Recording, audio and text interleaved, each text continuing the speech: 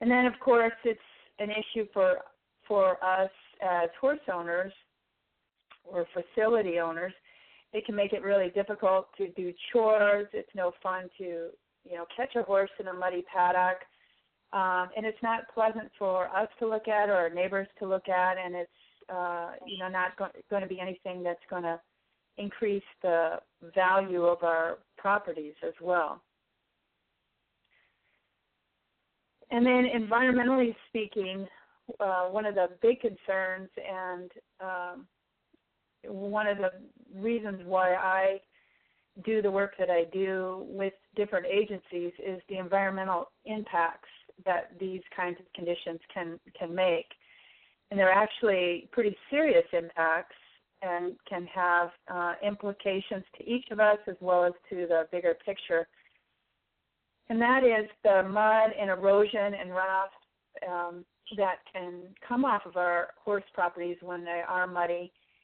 Many times we have ditches, even if they're just seasonal water bodies or ditches that are going to convey storm water away from our properties.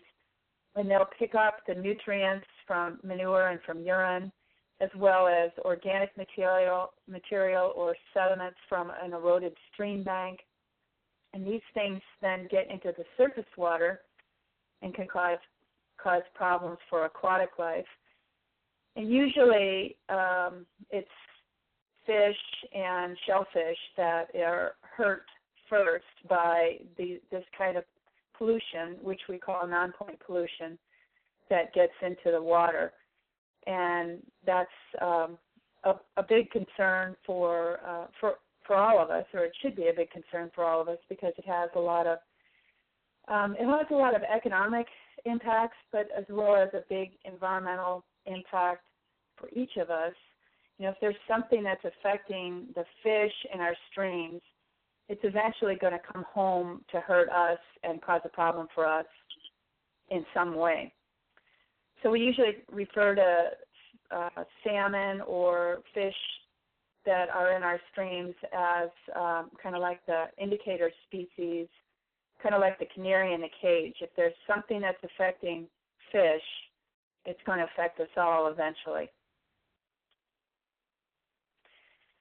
So what that means is that mud on horse properties can cause problems for horse health, for owner convenience and shore efficiency, for the productivity of your property, for the aesthetics of your neighborhood, as well as for the environment.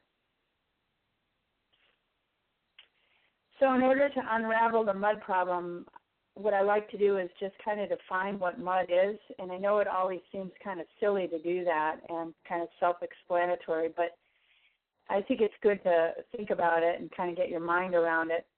Mud is actually composed of three things, and they are fine organic material and then soil and water.